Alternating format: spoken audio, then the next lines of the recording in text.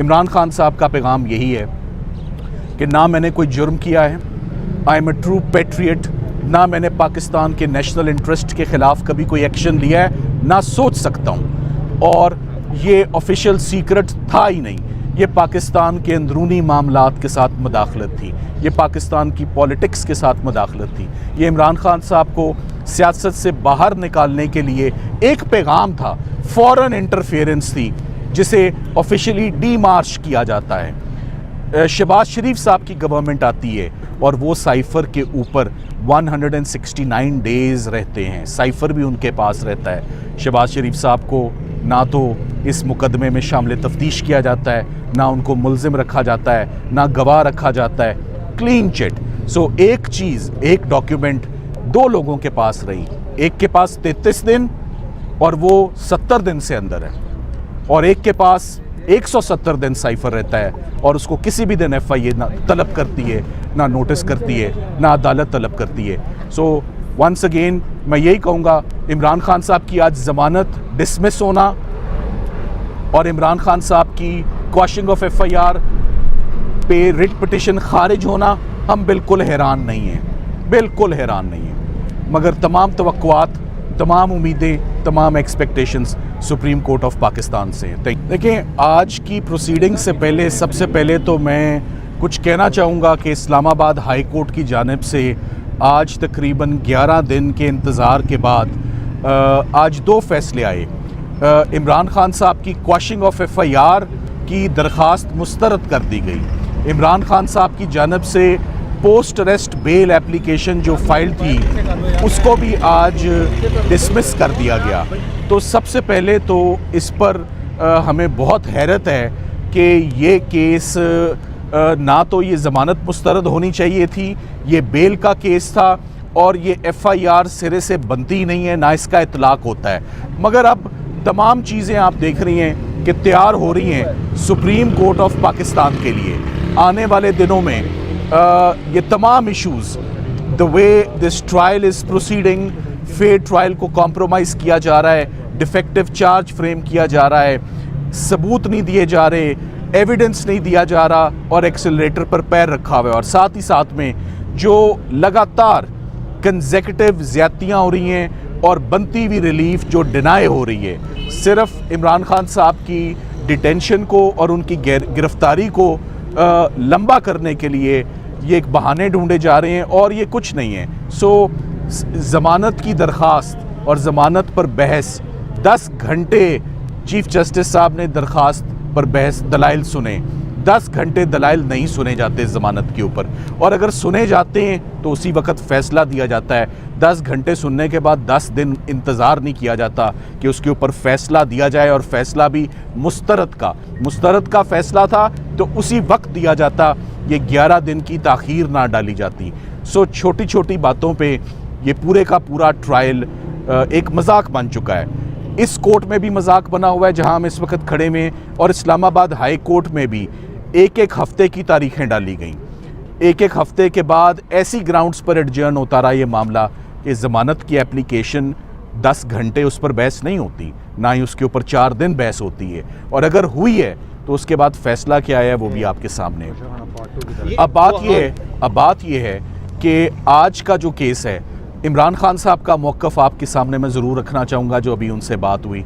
इमरान खान साहब as expected and as before, like before, in very high spirits throughout proceedings में वो engage रहे, involve रहे, और हमें वो वैल्यूबल टिप्स, वो भी और शाह महमूद कुरैशी साहब भी, क्योंकि शाह महमूद कुरैशी साहब से ज़्यादा साइफ़र के इशू को और कोई जानता नहीं है, ना समझता है।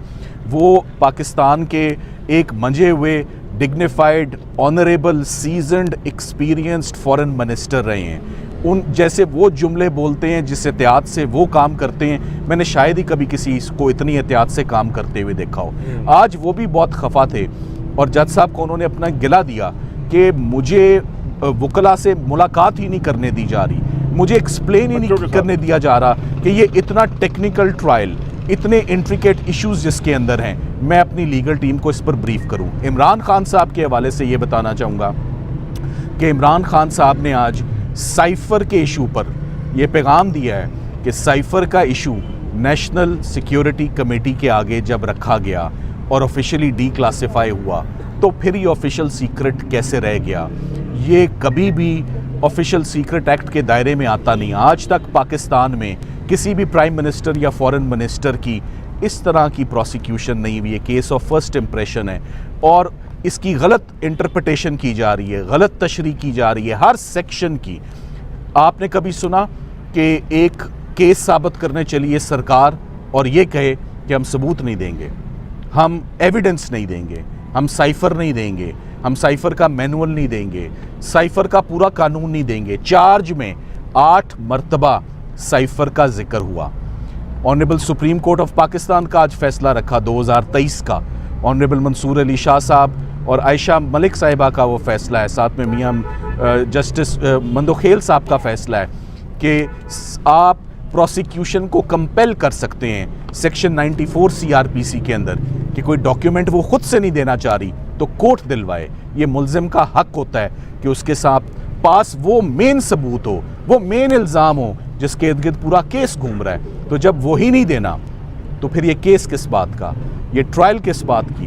तो फिर नज़र यही आ रहा है कि ये एक दोबारा तोशाखाना रेफरेंस पार्ट 2 उसका सीज़न 2 जो है वो साइफर ट्रायल है। ये बात अब क्लियर है कि ट्रायल कोर्ट जो है वो क्रिमिनल प्रोसीजर कोर्ट की धज्जियाँ जो हैं वो बखेर रहा है। एक ब्लेटेंट और ब्रेजन वायलेशन कॉन्स्टिट्यूशनल राइट्स की हो रही है। ये फेयर ट्रायल नहीं है, ये फेयर प्रोसीडिंग्स नहीं है, ये ओपन ट्रायल नहीं है, ये रेगुलर कोर्ट में नहीं है, ये बंद कमरे के अंदर है और ये तमाम फेयरनेस के तकाज़ों को कॉम्प्रोमाइज़ करता हुआ बड़ी तेज़ी से, बड़ी स्विफ्टनेस से, बड़ी हेस्ट में, बड़ी जल्दबाजी में, बड़ी उजलत में तमाम फेयर ट्रायल के तकाज़ों को और डिमांड्स को कॉम्प्रोमाइज़ करता हुआ ये आगे बढ़ रहा है बड़ी तेज़ी से। और नज़र आ रहा है कि जज साहब क्या करना चाह रहे हैं, किसी चीज़ का मौका नहीं दे रहे। सो काफ़ी फ्रस्ट्रेटेड हैं हम इन तमाम प्रोसीडिंग्स में। मगर इन सारी बातों में अब एक ही बात खुशाइंद है, चाहे रिमांड हो, चाहे ओपन ट्रायल हो, चाहे ज़मानत खारिज होना हो, या चाहे क्वाशिंग ऑफ FIR हो या डिफेक्टिव यानी कि नाकस चार्ज हो, अब ये तमाम के तमाम मामलात जा रहे हैं सुप्रीम कोर्ट ऑफ पाकिस्तान के आगे। So all eyes and all expectations from the honourable supreme court of Pakistan for their gracious indulgence. Number 1 के इमरान खान साहब के केसेस हो कैसे रहे हैं, और नंबर 2 कि इस्लामाबाद की कैपिटल टेरिटरी में पुलिस फेडरल इन्वेस्टिगेटिंग एजेंसी किस तरह पॉलिटिकल विक्टिमाइजेशन पर तुली हुई है और किस तरह इंसाफ हमें कैसे मिल रहा है, ज़रा वो भी बड़ा इम्पॉर्टेंट है। बिट्स एंड पीसेस में रुक रुक के, झटके लग लग के, तो ये बात, ये तमाम अब हम अपने frustration supreme court of Pakistan के आगे रखेंगे।